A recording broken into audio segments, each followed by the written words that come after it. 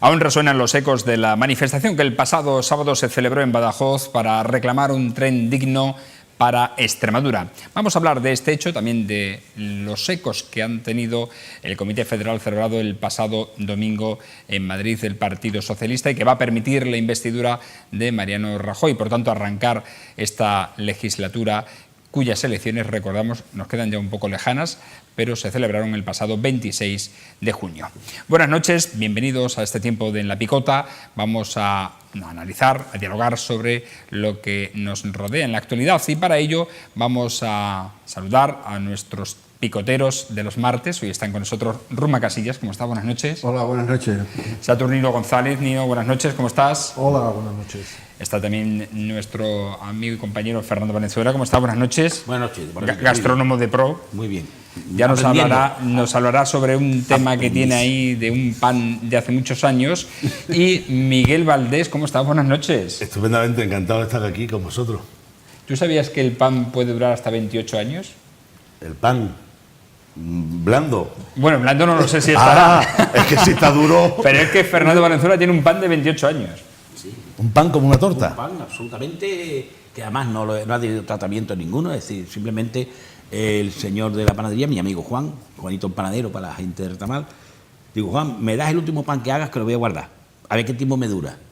Lo metí en una bolsa de plástico, entonces nosotros andábamos entre Retamal y y Mérida, y lo puse encima de un armario. A los 7 o 8 meses fui y digo, esto tiene que tener ya moho y de todo. Estaba absolutamente intacto, ha seguido así. Y 28 años después, porque es de 1988, 28 años después, sigue el pan absolutamente el aspecto externo, ¿no? Como si fuera el recién sacado del horno. Se supone, como yo no lo he abierto, que si se cae se hará como si fuera cristal, como si fuera vidrio. Pero de momento procura que no se me caiga y que siga teniendo ese aspecto. Pues eso parece ser que también les pasa a las hamburguesas estas de las célebres cadenas, pero no solo el pan, sino el queso y la carne permanece intacta, no se lo comen ni los bichos, ¿eh? No se lo comen ni los bichos, tú la dejas puesta y permanece igual, no en nevera, y hay un caso, y lo podéis ver en internet, de un señor que se ha preocupado de mantener una hamburguesa de esas cadenas célebres, no sé de cuál de las dos, de las más célebres, y ahí sigue exactamente igual, no como la fotografía que siempre mienten, sino como la compró originalmente y no se ha estropeado, ni la carne. ¿Y qué tiempo ha ocurrido? Tú pones una hamburguesa de esa, encima un hormiguero y desaparece el hormiguero. Y nosotros nos la comemos con toda la tranquilidad del mundo. Pero bueno, porque la hormiga no se ahí lo dejo, ahí lo dejo. En fin. Está bien empezar con humor y con humor gastronómico, como hemos comenzado este martes, esta picota de martes, pero nos tenemos que poner serios porque hemos de analizar una situación que no es la primera vez que se produce en Mérida. En esta ocasión ha sido por una circunstancia distinta, pero nos sirve para reivindicar precisamente un hecho que se ha reproducido en varias ocasiones en la capital extremeña. Como saben ustedes, el pasado viernes, por esta misma cadena, le informamos que un hombre, un varón de 50 años, cocinero de un restaurante de la Rambla de Santa Eulalia, pues cayó fulminado tras un desvanecimiento y falleció en la calle Santa Eulalia en torno a las 7:15 de la mañana. El cadáver estuvo más de 2 horas, casi 3 horas allí, debido en esta ocasión a que la funeraria que debía recoger el cadáver estaba realizando otro servicio en Campanar. Imagínense ustedes, para la familia, para los viandantes, para una calle tan concurrida como la calle Santa Eulalia, que en torno a las 10 de la mañana aún permanecía el cadáver de este hombre en las inmediaciones de ese céntrico lugar. Esto viene a analizar, nos va a servir para reclamar otra circunstancia que se ha reproducido en varias ocasiones, y es que Mérida, fuera del horario administrativo de 8 a 3 de la tarde, carece de un forense de guardia. Y han sido ya como decimos, en varios casos en los que los cadáveres han permanecido durante más de 3 horas parados en el lugar del fallecimiento. De este hecho ha hecho bandera nuestro compañero y amigo Fernando Delgado, que en varias ocasiones ya lo ha dicho, pero hacemos suyas también nuestra reivindicación porque creemos que es una situación lamentable que habría ya de corregirse de una vez por todas. Que una capital extremeña, que es equidistante en distancia de toda la comunidad autónoma, no tenga precisamente un forense de guardia, es, nunca mejor dicho, de juzgado de guardia. No quiero saber lo que ocurrirá en un suceso en Herrera del Duque, si tiene que ir desde Badajoz el forense de guardia hasta una localidad lejana, ¿no? como es esa. Miguel. Claro, aquí se han dado dos circunstancias, y yo creo que para centrar el debate, pero como tú bien has explicado, es decir, por una parte tenemos la funeraria que depende del Ministerio creo que de Justicia, es decir, cuando hay una muerte que no está certificada en el hospital, ¿no? Para que todos entendamos, este tipo de muertes violentas se dicen cuando no tiene una explicación médica, que tiene que venir un furgón del anatómico forense, está centralizado en Badajoz y solo hay uno para toda la provincia. Entonces, efectivamente, imaginaos que una circunstancia de esta sucede en el otro extremo de la provincia, que está cerca de 200 kilómetros, el tiempo que tiene que permanecer ese cadáver, sin ningún médico le hace el favor de certificar la muerte por las circunstancias que sean. Y después está el otro problema. Yo no viví, pero sufrí de alguna manera, como tantos viandantes, una situación de este tipo en la puerta de un bar al lado de la Torre de Mérida. Un señor mayor cayó fulminado y falleció allí. Y estuvo más de 4 horas.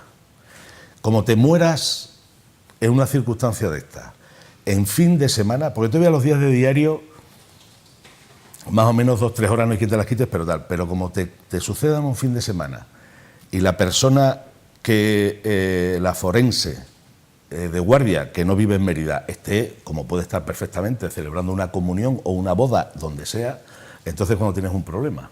Y digo un problema porque imaginaos la situación, como muy bien ha comentado Fran, el que viene en la calle Santa Eulalia, en cualquier sitio, esté como un perro, vamos, ya ni los perros, tirado una persona. Yo recuerdo, y me viene a la memoria, mi padre cayó fulminado en la calle Félix Valverde Lillo, un día a las 2 de la tarde, fulminado. Gracias a que tuvo un ángel de la guarda que lo recuperó malamente porque el problema que tuvo era mortal, pero por lo menos llegó la asistencia y se lo llevaron.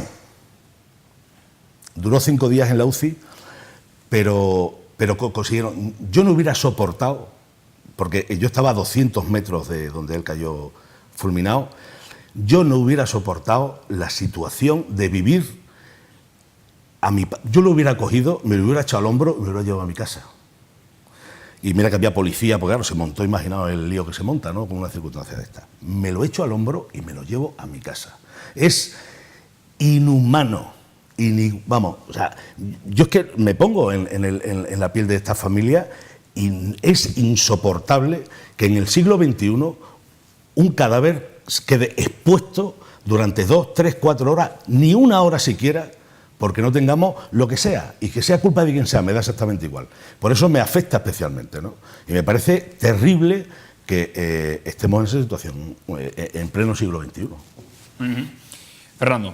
Sí, es que, claro, además en estas cosas hay una dimensión que es los sentimientos, que es muy difícil manejarlos, ponerlos en conciliación con la rigidez de la administración, porque efectivamente hay siempre unas horas que tiene el forense para llegar, es decir, que eso no es un servicio inmediato, no que tenga que serlo necesariamente un servicio inmediato, tiene un margen de tiempo para poder asistir al fallecido. Claro, el que en este caso parece ser que el problema no venía por parte de la asistencia forense, sino de la funeraria. Sí, realmente no es este caso en concreto, pero nos da pie para hablar de este hecho que es más grave. Claro. Lo de la funeraria es de juzgado de guardia también. Vamos, eso es para saber el nombre de la funeraria y decirle a estos señores, ustedes tenían que haber, si ustedes están realizando un servicio en campanario, pues haber desviado a otra funeraria este servicio. Y esto se hubiera acabado, pero como estamos en este mundo, pasa lo que pasa. Es una colaboración empresarial evidente y necesaria. Incluso esa propia funeraria pues, podría tener digamos una unidad de menor entidad dispuesta, porque estas funerarias ya también suelen ser bastante grandes como empresa, porque me consta que van comprando funerarias pequeñas de las que existían antes, con lo cual diríamos que tiene una dotación importante. Pero en cualquier caso, pues, estamos centrados más sí, en pero el caso del... Que, en este caso, es decir, se resalta más, pero claro... El forense de guardia. Evidentemente, el forense de guardia sí termina su trabajo a las 3 y tiene que asistir a partir de que está de guardia a una provincia tan extensa como es la nuestra, pues realmente es un problema evidente que había que resolver y mucho más no hay que decir. Es decir, que son eso de es estos así. servicios que están en las capitales de provincia y yo no sé por qué, precisamente a Mérida, que es centro geográfico de la comunidad, no se le dota de este servicio, cuando estaría mucho más cerca de poner este servicio a disposición, no ya para Mérida, sino del resto de localidades, Los Benito, Villanueva, etcétera, por ejemplo, Ruma.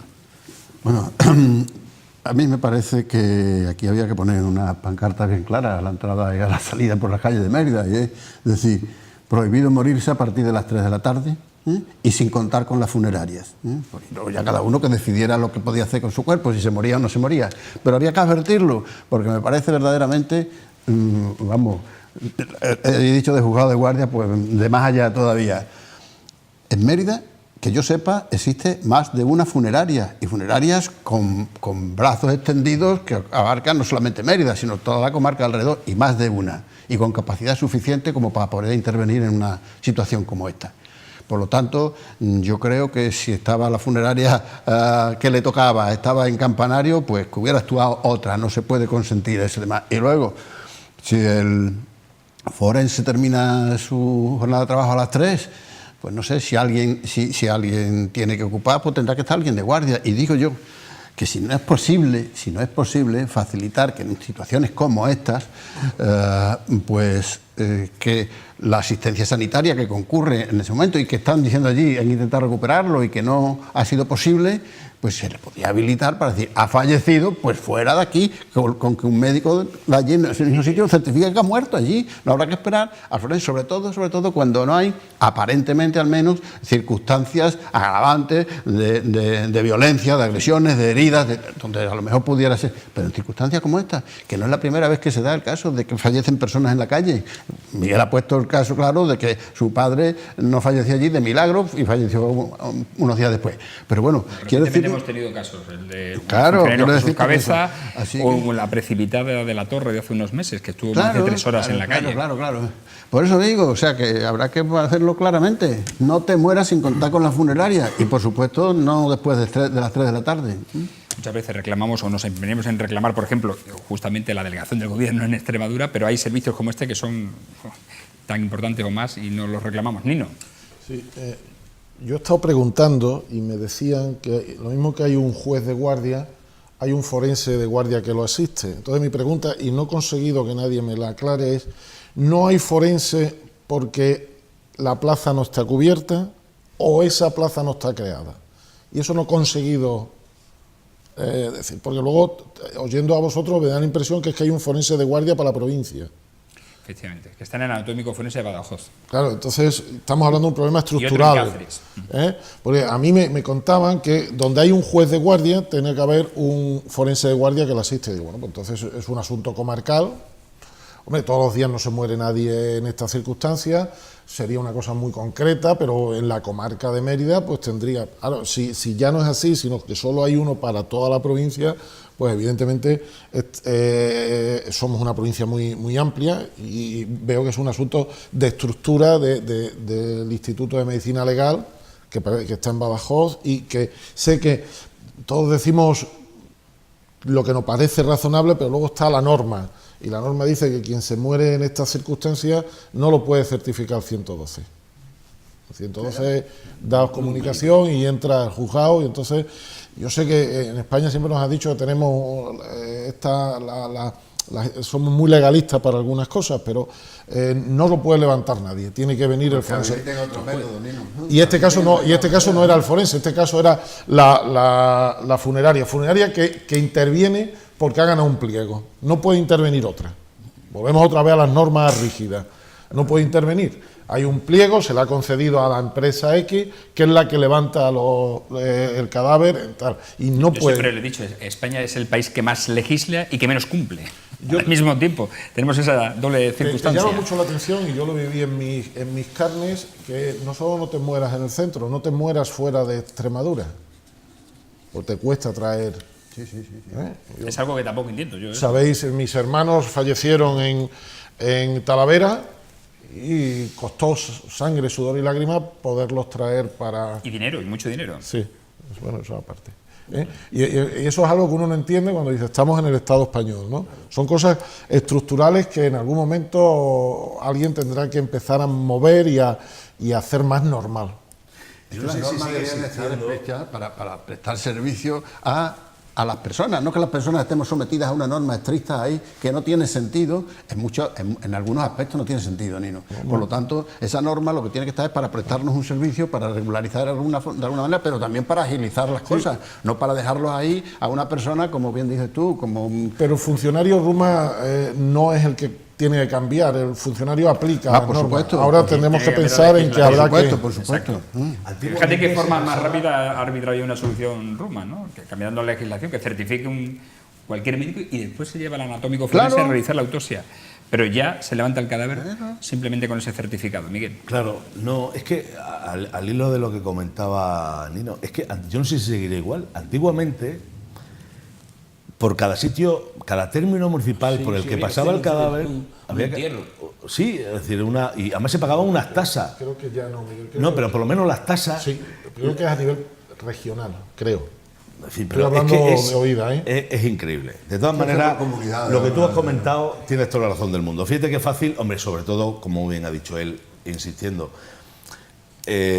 cuando no hay una causa en principio violenta, ni hay una herida, ni hay un golpe, ni hay una... En fin, oye, joder, que lo certifique y efectivamente, y después que se... Bueno, y aquí además tienes un rato, la policía puede ver, puede mirar, pues, oye, indagar un poco... Pero bueno, no tiene sentido. Y a mí me pega que estas leyes son esas leyes antiguas. No lo sé, igual resulta que lo han hecho de poco. Sí, pero antiguas y además tan cerradas, tan oscuras, tan tétricas, cuando a todo este tipo de cosas había que darle un poquito de luz, ¿no? Que digo, Miguel, que no sé la virtualidad que tiene que hablemos de esto y tal, porque Fernando Delgado, que tú lo has nombrado, está obsesionado con este tema. Y ya se ha tratado en más ocasiones. Y qué raro. Lo ha vivido sí, ya. Bueno, sí, ya ves ocasiones. que Miguel lo ha vivido personalmente y Nino. Que digo yo, que no nos hacen caso, es decir, que vamos a cambiar de otro tema porque es que no nos hacen caso, que ya se ha dicho. No, pero hay que insistir. Sí, en ello, bueno, pues precisamente. insistimos, pero cuando pase un tiempo se nos va a olvidar de esto y hasta que no se muera otra persona Fernando, en horarios de oficina, no. Esto como lo de la fuera de horario manifestación de del oficina. sábado. Si no lo van a hacer ni puñetero caso. Claro, no lo van a hacer ni puñetero caso, pero por lo menos lo decimos. Ya. Lo decimos nosotros, creo, es decir, lo hablo en nombre de la televisión y de Fran, si me lo permite, para transmitirlo a la gente que nos está viendo ahí en casa y que a su vez sirva de correa de transmisión para que esto sirva de reivindicación, ¿no? Pero ten en cuenta que cuando hablamos, digamos, ha sido un horario de oficina, la fallecimiento de este hombre, que el problema como no es el asunto forense, es el asunto que ha añadido, que era la funeraria que tenía que, y que como he ganado el pliego yo soy el único que intervengo. Es acojonante. Pues el único que tengo autorización. Sí, no, es no hay acojonante. De la nadie misma más. forma que hay como un convenio, no sé cómo se llama lo de las ambulancias. Oye, pero se podía... Por cierto, me dice nuestro picotero y tertuliano Juan Viera, que nos está viendo, que hay 4 de guardia, 4 forenses de guardia en la provincia, en todo momento, que 1 es para todas las autopsias y 3 para levantamientos y agresiones sexuales. Claro, me da igual, 4 si están en Badajoz están a distancia muy largas, no solo ya de Mérida, que tampoco es que exija una gran distancia, pero sí, por ejemplo, de otras localidades. Bueno. Hay Badajoz, Montijo y Olivenza, según nos dicen. Bueno, gracias, Juan. Nos has aclarado. Vamos a otro punto, a otra noticia de alcance que ha sucedido este pasado fin de semana, y es la manifestación que se vivió como reivindicación de un tren digno en Badajoz el sábado pasado por agua, a la que, según la organización, asistieron 3.000 personas y, según la dirección del Gobierno, entre 1.800 y 2.000 personas. Yo creo que tendría un futuro extraordinario el contador de manifestantes. Eso hay que hacerlo ya, esa figura, reivindicarla, porque son tan dispares las cifras que se dan de uno y otro. En cualquier caso, se realizó esa manifestación en la que asistieron representantes, los secretarios generales de los agentes sociales convocantes, de los sindicatos UGT y comisiones obreras, y de la CREX, de la Coordinadora Regional de Empresarios. Y también asistió la portavoz del Gobierno Autonómico, Isabel Gil Rosiña, la consejera de Medio Ambiente, el consejero de Economía e Infraestructuras y representantes del Partido Socialista, Podemos, Ciudadanos o Izquierda Unida, así como de organizaciones agrarias, juveniles y ciudadanas.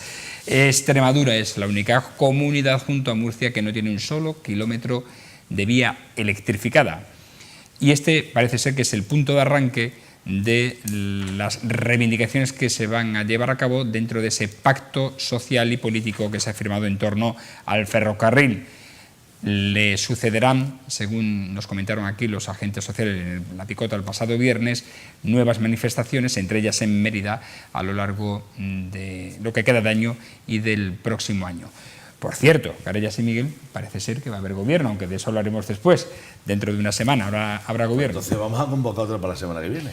No, pero fijaos, yo, claro, podía caer en la tentación de ser oportunista no es el caso, para el tema de la manifestación, ¿no? Y yo creo que sin caer en ese oportunismo, un aprovechado, después de que ha pasado el tiempo, hoy es martes y lo vemos con la perspectiva.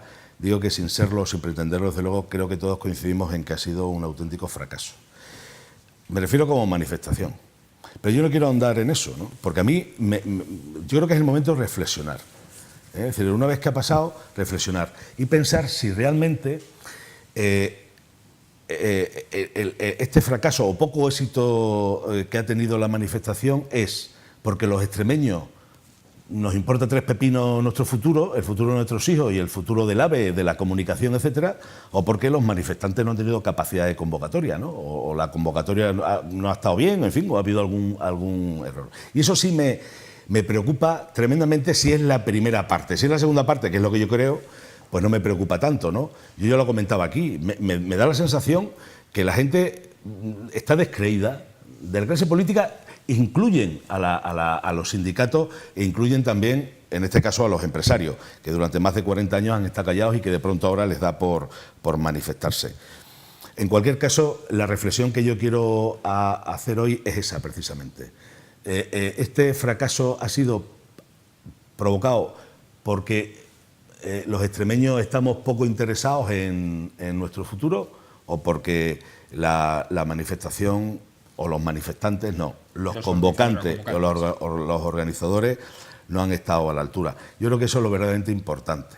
Y por otro lado, volvemos, y yo quiero que quede perfectamente claro mi reivindicación sobre el tema ya no hablo ni de AVE, yo hablo de un tren digno. O sea, es que ya, aunque el bueno de Ángel Caballero nos decía, vamos a por el caballo de carreras para después, si nos quedamos en un tal y al final nos vamos a ir en burro o en jamelgo, vamos a ir a lo máximo.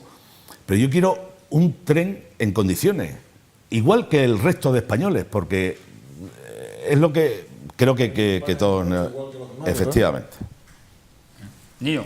Sí, yo creo que el número es un poco la consecuencia del uso del tren. Mirad, yo cuando trabajo con mis alumnos suelo preguntar quién coge el tren para ir a algún sitio, y mis alumnos no cogen el tren. No tienen en sus prioridades el uso del tren. En Extremadura, porque no hemos tenido trenes en condiciones, por la vía, todos conocemos toda esa cuestión. Pero pensar en vuestro entorno, hagamos una reflexión nosotros. ¿Cuándo es la última vez que fuisteis en tren a algún sitio? Si os planteáis ir de viaje, os planteáis que yo voy en mi coche propio, si no voy en un medio de transporte como el autobús, y en último extremo el tren. ¿Por qué? Pues sí, porque es lento. Ya sabemos que hay sitios donde el tren en Extremadura va a 20-30 kilómetros por hora. Entonces, tened en cuenta que el tren además no llega a todas las partes de Extremadura, hace una especie de X. Hay muchas zonas de Extremadura que nunca se han montado en el tren, no lo tienen en sus prioridades. Entonces, cuando le solicitamos, vamos a hacer una manifestación reivindicando el tren, en el concepto que no debemos olvidar, no solo el tren para mover personas, sino para mover mercancías.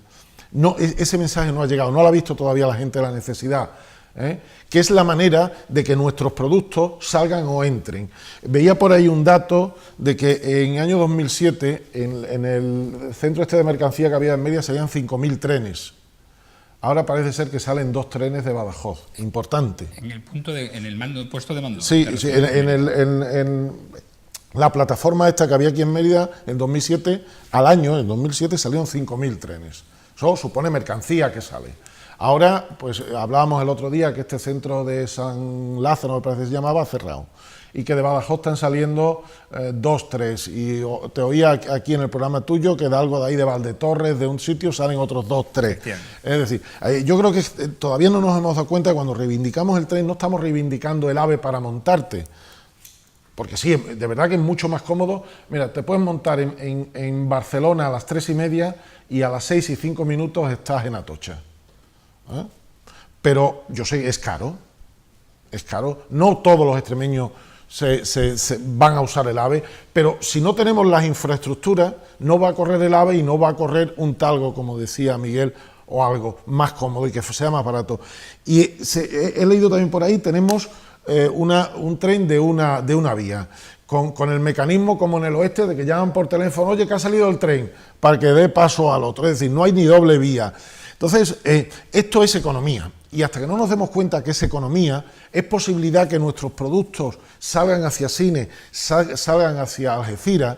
Entonces no daremos cuenta de la importancia del tren. No estamos reivindicando un tren de superlujo, no estamos reivindicando el AVE, estamos reivindicando economía, estamos reivindicando un medio de transporte para que esta región pueda estar en el mundo, en este mundo globalizado, en el que se abre el canal de Panamá, y el canal de Panamá tiene repercusiones en el puerto de Sines, tiene repercusiones en Algeciras y tiene repercusiones para entrar los productos en Europa. Y ahí estamos nosotros. Y si nos dan la vuelta, porque el mapa de España es desolador, cuando tú lo miras, hay alta velocidad por todos sitios, menos un manchón aquí. Y si por algún casual los portugueses hacen la W esa famosa y Lisboa entra por Fuentes de Oñoro, no, nos olvidamos de... Entonces yo creo que 2.000 personas son pocos, vamos, es verdad, son pocos, no vamos a decir que ha sido... Pero yo creo que es un inicio para que los extremeños, y tenemos que dejar claro, no estamos reivindicando un tren de pasajeros, estamos reivindicando infraestructura para que la economía permita que esta región se modernice y tenga posibilidades de salida. Hay que decir que posiblemente no ha concitado tanta expectación esta manifestación porque tú has apuntado algo importante, no estamos acostumbrados a tener ni a viajar en el tren, entonces no lo consideramos todavía importante y es un concepto que hay que cambiar. Claro, un dato, mira, he estado leyendo y parece ser que usuarios regionales ha habido en el año pasado 100.000. Eso es el 10% de la población, suponiendo que todos lo cogieran una vez. Muchos de esa gente que lo usa más veces. Quiere decir que los usuarios extremeños no son el 10%, son bastante menos. Entonces, es lo que vuelvo al principio y ya termino. El número de viajeros en la Comunidad de Madrid tanto como el de la población. Claro, es decir, el tren no está dentro de nuestra cotidianidad. Dentro de efectivamente, nuestro ADN. Tú quítale el cercanía en Madrid, fíjate la que se monta, ¿no? Pero bueno, Roma. Bueno, en principio sobre el tema de la manifestación, me parece evidentemente que es una manifestación donde me parece que es un fracaso, 2.000 personas, que si hubiera sido simplemente contando con la población de Badajoz, no es poco más del 1% de la población de Badajoz lo que existe y no es a nivel de Badajoz, sino es a nivel regional. Por tanto, a mí me parece que es un fracaso. Creo que ha ido poca gente por dos motivos. Yo creo que incluso, perdona Miguel, la actitud del Partido Popular respecto a la manifestación también ha colaborado a que sean menos personas de las que hayan ido de las que pudieran haber ido. Creo que también ha influido eso, pero sobre todo yo estoy de acuerdo sobre todo en lo que está diciendo Nino. Es decir, hay una desafección de los extremeños hacia el tren, una desafección porque no nos ha sido útil para nada, porque no nos ha sido útil, y entonces evidentemente hay que darle una solución económica que es la fundamental, lo bien tú dices, Lisboa, Algeciras, Huelva, es decir, tenemos que salir ahí, hacer acceso. Eso supone mucho dinero para Extremadura, el tener una infraestructura importante, supone desarrollo, supone avanzar y no quedarnos en la cola como estamos siempre permanentemente. Pero esa desafección luego, dice, no un tren de viajeros, Pues no estamos reclamando un tren de viajeros, pues también lo reclamamos, es decir, porque evidentemente esa desafección se ha producido porque yo estoy cansado durante muchos años de ver, y se ha provocado desde la propia entidad, desde el Renfe o Adif o la Administración o como se llame, quien en cada momento quien ha estado administrando esto, porque da la casualidad que durante muchos años no ha habido la más mínima intentar cohesionar los enlaces de unas líneas con otras, los horarios de unas líneas con otras, es decir, parece que estaban dispuestos para decir, mire, usted es mejor que no coja el tren, y así ustedes lo van abandonando y nos están facilitando a nosotros el que nos vayamos yendo de aquí y ahí se quedan ustedes. Porque evidentemente una persona que venía a lo mejor, cogía el tren en Zafra, bueno, cuando se llamaba el tren de Sevilla-Mérida hacia arriba, cogía el tren en Zafra y quería ir, a Villanueva en tren, por ejemplo, fíjate que son pues tenía que venir a Mérida y a lo mejor resulta que el horario de ese tren tenía que hacerlo para Mérida 5 horas para que pudiera coger el que engarzaba con Villanueva. Es decir, no estaban preparados y si esa falta de conexión en la línea y de horario en la línea ha estado propiciado por la propia compañía, empujando al abandono. Y eso es lo que nos ha pasado. Tenemos una desafección al tren que ahora lo estamos haciendo ahí. Tenemos que concienciarnos y seguir reivindicando porque es importantísimo para el desarrollo económico, social y cultural de Extremadura. Se ha convertido en un elemento muy importante del siglo XXI. El tren vuelve a serlo de nuevo. Sí, Fernando. Sin lugar a dudas, vamos a ver. Esa concienciación, obvio, el tema de la convocatoria, o sea, de la manifestación, pues porque, si no, voy a reiterar lo que habéis dicho. A lo mejor si se hubiera hecho otra forma de manifestación, deteniendo a los trenes en cada estación de cada pueblo, por donde pasa el tren, deteniendo 15 minutos simbólicos, a lo mejor hubiera sido más sonado el asunto que esto de ir un día de lluvia a Badajoz, cuando un partido... 15 minutos más del retraso normal. Hombre, del retraso normal. Trenes, ¿no? Que sí, eso es, porque que el que no esperan los viajeros. Entonces, pues, no sé, digo por ser imaginativo, porque si no termino diciendo lo que han dicho los compañeros tertulianos. O contertulianos, como decía mi amigo Fernando, que yo me pareció que no. Me pareció, con la palabra contertuliano, me pareció que no existía como ojiplático con Miguel. Por cierto, el otro día subrayé, leyendo un libro de Carmen Posada, ojiplático, digo, aquí está bien Miguel, y lo subrayé. Bueno, pues, no repito, el tema de la manifestación, pero... evidentemente la electrificación es absolutamente imprescindible, es decir, no se puede pensar en otra cosa. En principio ya los vehículos no solamente son híbridos o eléctricos exclusivamente, la inmensa mayoría de ellos, bueno, de los que se están fabricando nuevos con vista al futuro, sino que además va a haber penalizaciones para aquellos que utilicen combustibles que supongan mucha contaminación. Entonces, realmente estos funcionaban con carbón. Cuando recordáis que te asomaba a la ventanilla se entraba la carbonilla en los ojos y molestaba muchísimo. Bueno, ahora ya es gasoil, pero el gasoil es una sustancia fósil que terminará condenada por Europa y condenada por el mundo entero por la contaminación que produce. Entonces, quiero decir que eso es, a corto plazo, se termina la posibilidad de utilización del gasoil. Entonces, necesariamente hay que electrificar las líneas. Sí o sí, es decir, no queda más remedio, no ya a un futuro lejano, sino a un futuro próximo. En una comunidad en la que si algo somos excedentarios es en energía eléctrica. En energía eléctrica. Y parece ser que el tema del AVE, ese tren rápido, pues tiene que ver con la construcción de una subestación o algo así, que es condición previa sine qua non para poder electrificar las vías, con lo cual veremos a ver... Que no está diseñada. Que no está diseñada siquiera. O sea, estamos dando palos de ciego y hablando por hablar.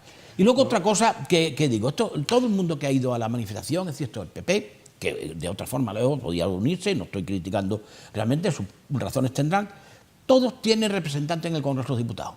Podemos, Ciudadanos, PP, PSOE y no sé si alguno, Izquierda Unida. Bueno, Izquierda Unida a través de Podemos. Bueno, pues los representantes de esos partidos en el Congreso de los Diputados sí pueden hacer muchísima fuerza, sí pueden hacer muchísimo más que la manifestación, si a través en el Congreso de los Diputados y a través del estudio, el análisis y los acuerdos del presupuesto general del Estado, exigen la introducción de cantidades presupuestarias para la ejecución de las obras imprescindibles para que en su día, no muy lejano, tengamos un tren electrificado. Imprescindible. Imprescindible. Fernando, pero a esa labor que pueden hacer los diputados en el Congreso, que se haga bien, tienen que estar apoyados porque esto sea un clamor popular. Es decir, si la gente no exige, si el personal, la ciudadanía no exige, no se manifiesta sin violencia, que quede claro, estamos hablando de unas manifestaciones razonables y civilizadas.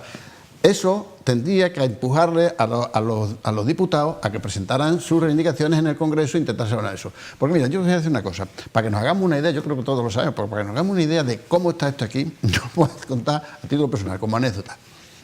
Yo he ido 2 veces a París, las 2 veces he ido en tren, desde Madrid. Desde Madrid he ido 2 veces en el famoso Talgo Madrid-París. Bueno, pues para ir y resulta que de aquí a Madrid, si me voy en tren de aquí a Madrid, tardo exactamente más de la mitad de lo que tardaba de ir de Madrid a París en tren. Más de la mitad. Es decir, eso es una cosa absolutamente para darnos cuenta de decir, bueno, pero ¿dónde estamos? ¿Dónde estamos? ¿En la Edad de Piedra? ¿Aquí qué necesita? Que sea como cuando fue Alfonso XIII a hacer la visita a las Urdes, que dijo, esto se va a arreglar. Pues a ver si aquí viene alguien que diga también que esto se va a arreglar. Claro. A ver, perdón un segundo, es que me ha interrumpido mi querido amigo Ruma, pero es que no había terminado porque quería añadir una cosa nada más. Mira, es que digo por razones de oportunidad. Al propio tiempo que estamos en el tema del tren, se va a modificar las concesiones administrativas de los autobuses, porque 7 de cada 10 líneas son deficitarias.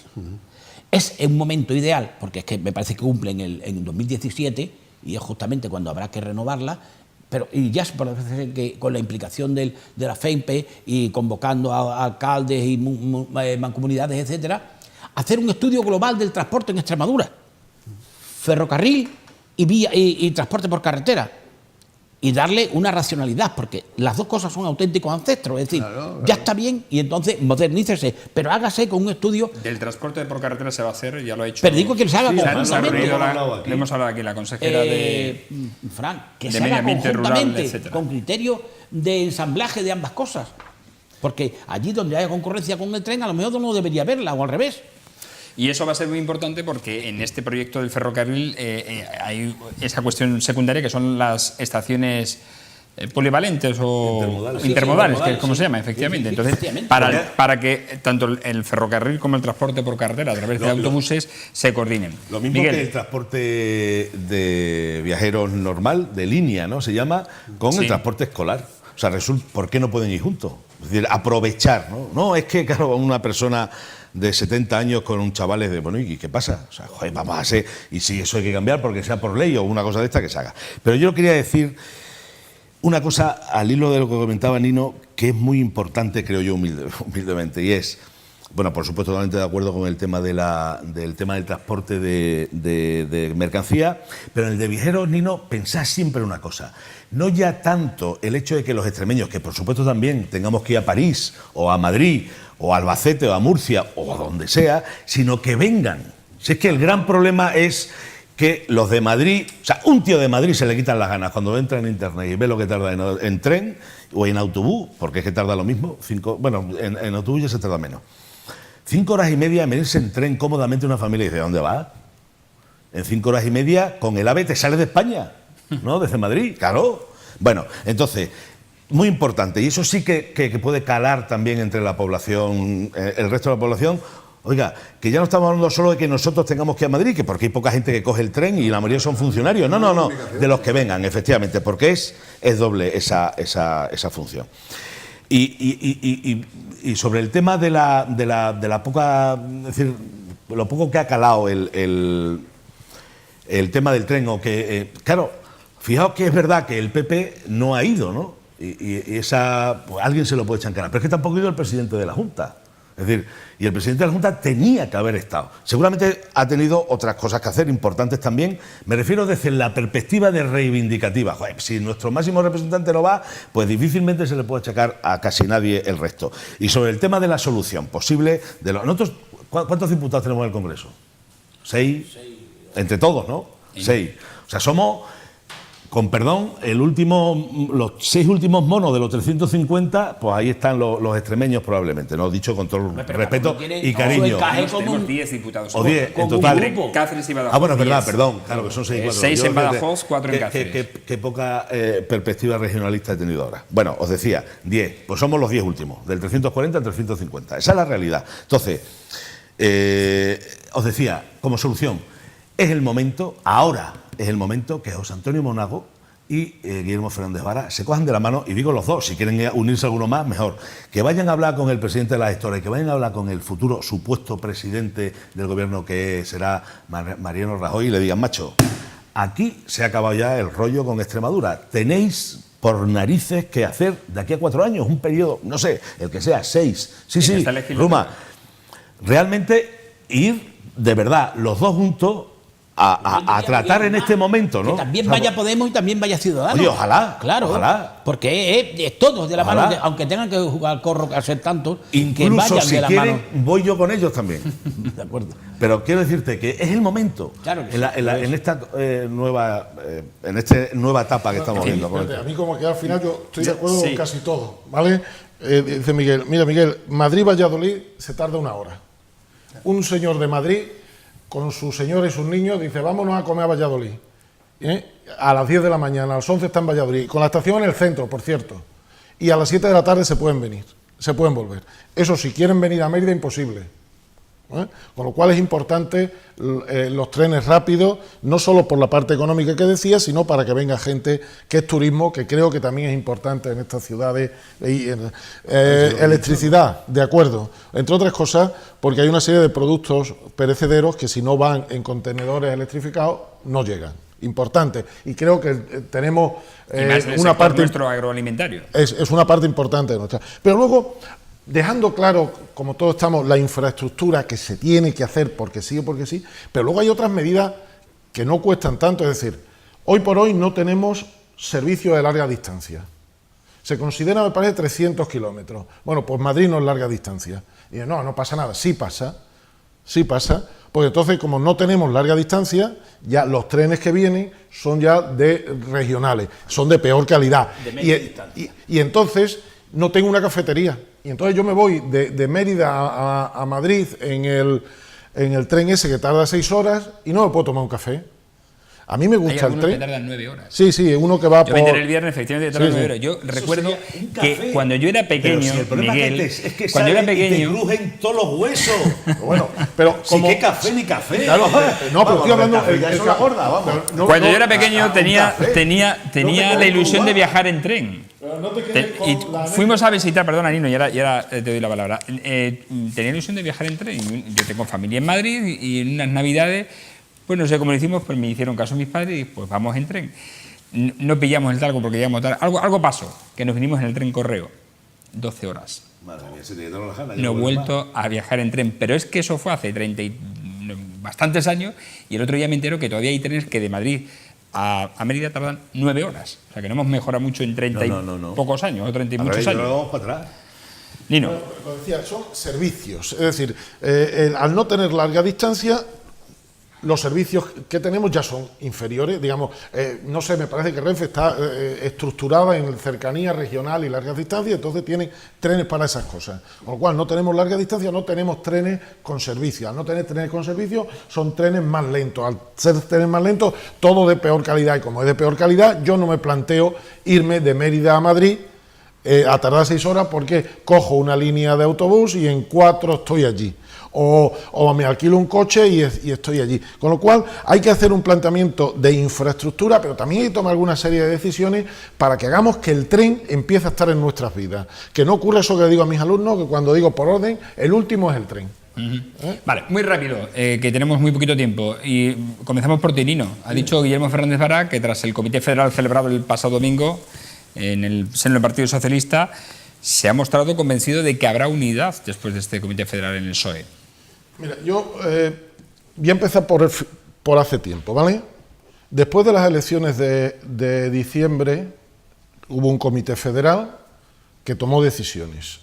Era no a Rajoy, no se negociaba con independentistas, y no había Congreso hasta que no hubiera gobierno. Fue democrático. Nadie dijo aquel día, vamos a consultar con las bases. No. Aquello se acordó democráticamente y todo el mundo lo aceptó. Y todo el mundo dijo, esto es ley. Bueno, pues ayer, antes de ayer, hubo otro comité federal con casi la misma gente que tomó otra decisión. Y ahora unos dicen, no, las bases. Pues si es el mismo órgano, ¿por qué ahora y antes no? No, ahora yo no voy a aceptar lo que diga porque no me gusta la decisión, pero si antes sí valía. O es que era todo aquello como los búlgaros que cuando dijimos esto, no, se dijo sí y todo el mundo que salió del comité dijo hay que aceptar lo que ha dicho el comité. Punto. Ahora no, ahora dice, no, es que se ha dicho, el comité ha decidido una cosa, pero yo voy a ir por otra.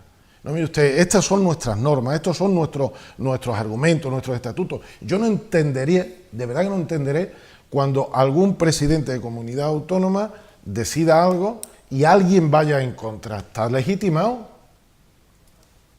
Porque esto es una decisión de un órgano democrático, porque el PSOE, hasta que no cambiemos, nos basamos en la democracia representativa, no somos asamblearios.